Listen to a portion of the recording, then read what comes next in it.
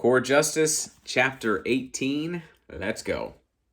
Chapter 18, Camp Spartan, Arrington, Tennessee. Cal and the boys were holding rocks glasses with 2 fingers of scotch in each when Brian entered and made his way over to Cal. How you feeling? A little sore, but better after the shower. Why didn't you tell me that I smelled that bad? I didn't want to make you cry. Hey, Doc, said Cal. You know Travis and Neil, but let me introduce you to the rest of this motley crew. This is Captain Bartholomew Andrews. We served together in the fleet, and I consider him one of my closest friends. Andy leaned over and shook Brian's hand. How are you, Doc? I'm good, sir. We talked over the phone at the hospital, right? That was me, and you can cut the sir crap. Just call me Andy. Got it.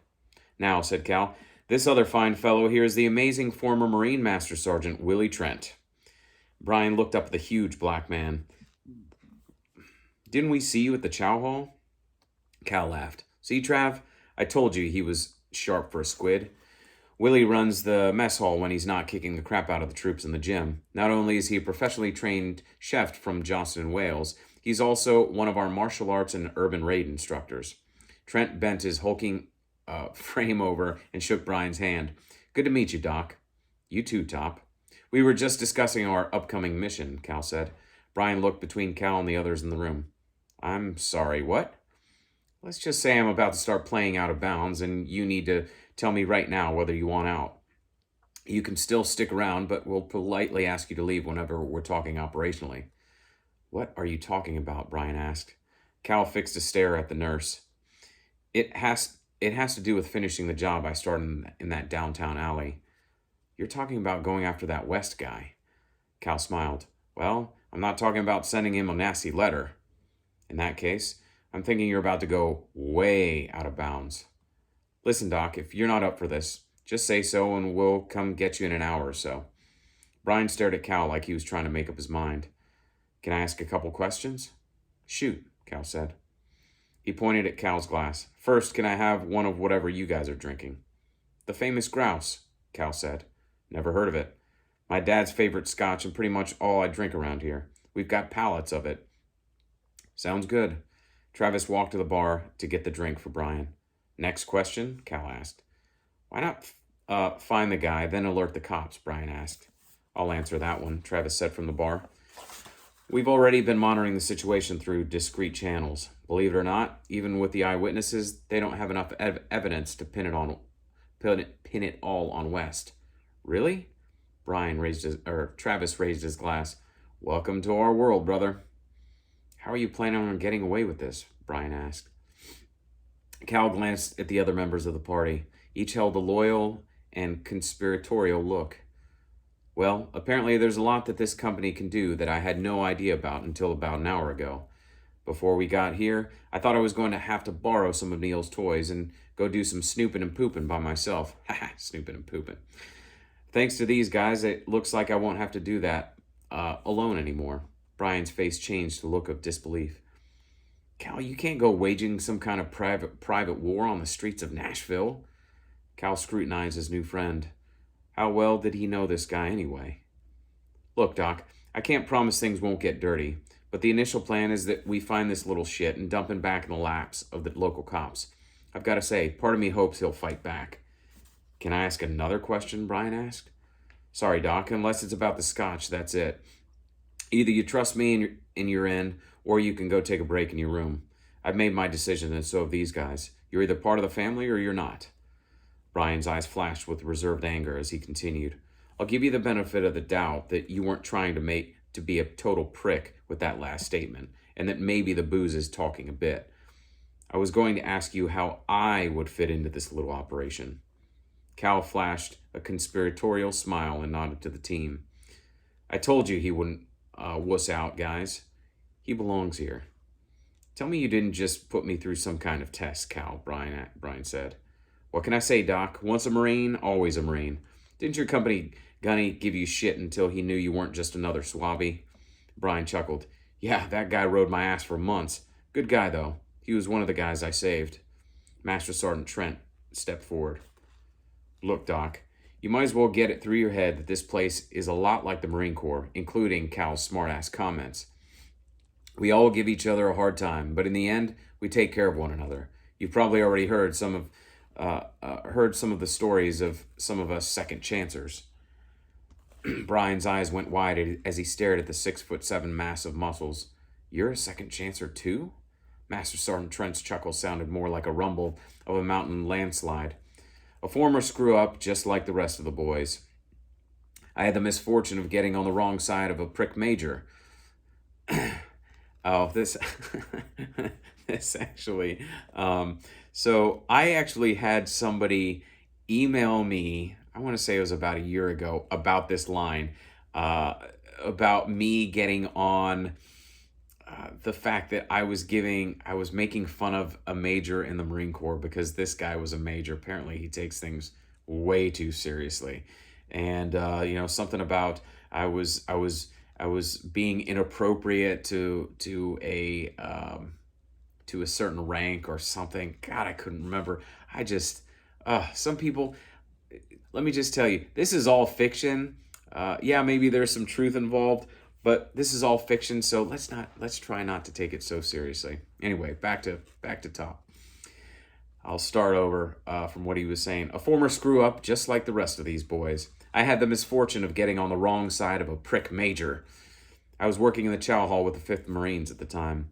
Long story short, turned out this guy was not only looking at kiddie porn on our government computers, he also made some inappropriate passes at my young female Marines. The guy had the balls to do it right in front of me. He was a terminal major with close to 20 years in, so I guess he thought he could do whatever he wanted. For those of you who don't know, a terminal major, a terminal captain, or whatever, terminal whatever, is basically that person has hit the end of their promotions. That's the rank that they're gonna end at. So this guy in writing him was just not, you have plenty of people that stay in the military because it's comfortable and they just kind of float around until they hit their 20 years or whatever that mark is. I'm not saying that to everyone. That's a few people that I've known. So this guy's one of those guys. Well, as soon as one of my Marines told me what was going on, I confronted him. He denied it in one breath, and in the next told me that even if he was doing anything, it wasn't any of my business. I told him the next time I heard about him messing with any of my Marines, he'd end up in the hospital. Master Sergeant Trent continued. I'd hoped that would be the end of it. He wasn't that smart or lucky. A week later, I went into the walk-in freezer to get some supplies. I opened the door and find this major with his hand up the shirt of one of my female Marines pushed up against a produce rack. It was pretty obvious she'd been struggling. The prick had the nerve to tell me to leave. Instead, I picked the scrawny fuck up by the front of his camis and threw him through the door. There was a pause before the story continued. I'm not proud of what I did next, but he'd had his chance. Let's just say he won't ever have the option of getting a woman pregnant. The MPs showed up 5 minutes later, and I told them the whole story. While the regimental commander was sympathetic, he couldn't ignore the fact that I had assaulted a Marine officer and robbed him of his chance to make little future Marines. Master Sergeant Trent gestured over to Cal's cousin. Next thing I know, I'm getting a visit from Travis over there. He tells me who he is without getting into details, then offers me a tryout here at SSI. Needless to say, I jumped at the chance. And the rest of the story, as they say, is history, Travis said grandly. Trent nodded thoughtfully and continued. Listen, Doc, nobody's forcing you, but if you walk away with anything today, I want it to be this. This company and these guys will become your family. They're fair and will fight to the death for you once you're here. Besides that, the pay's pretty damn good too. He smiled as he finished and took a long pull from his glass. Travis, now visibly in his cups, picked up where Trent left off. I guess what we're saying, Doc, is that this will be the last job you'll ever have. Brian seemed close to reddening with embarrassment as the small group of men smiled knowingly. Wait, are you offering me a job? You're technically not a second chancer, but I think your record and Cal vouching for you pretty much makes you a shoo-in, Travis said. Plus, Neil told me he'd love to have some input from a medical combat vet on some of the life-saving gear he's developing. The young nurse was completely floored. No shit? Well, you'd have to split the royalties from any new patents with Neil and the company, but I don't think that will be a problem. That would be on top of your salary. Brian looked between Travis and Cal. But you guys don't even know me. Travis chuckled. Look, Doc, we've been doing this for a while. We've obviously got an eye for talent. Cal aside, everyone else around here is in the top 1% of their peer group. Screw you, Trav, Cal said, smiling. What my cousin's trying to say is that we've done our homework on you. We know about your awards. We know about your perfect PAFT and shooting scores. We know you're like us. I know this is a big decision, but we're all in agreement.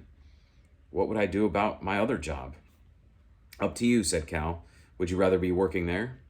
That's not what I'm saying, Brian said slowly. They've been good to me, and the pay's not bad. Come on, Doc. Nursing is a good service for humanity, but your talents are being wasted there. Besides, you really want to go back to changing bedpans after what you've seen around here? Cal grinned. Plus, I'll twist Trav's arm to take care of you on the salary side. It does look like you guys have a pretty good thing going on around here, Brian said. I guess I'm in. Travis walked up to Brian and put his non-drinking arm around his new employee. Then welcome to the family, my boy. I just have one more question.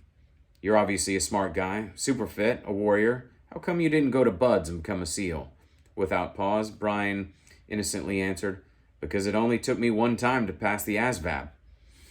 The whole room exploded in laughter as Travis shook his head. Looks like you'll fit right in around here, Doc. Next part.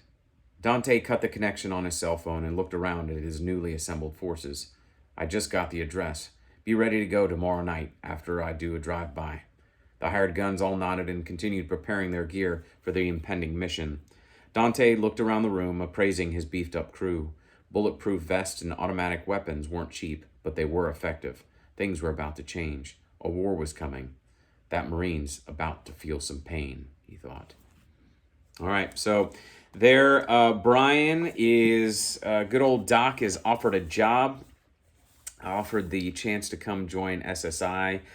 I still laugh that my writing has definitely changed over the years.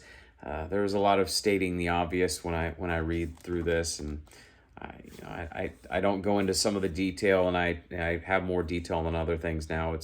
It's fun to look back and see how things have changed, and hopefully I've matured, and hopefully you've enjoyed it. So anyway, as I've said before, make sure you subscribe so you can make sure every time I release one of these that you get a notification, and that you not like the video and comment, and feel free to share it with a friend.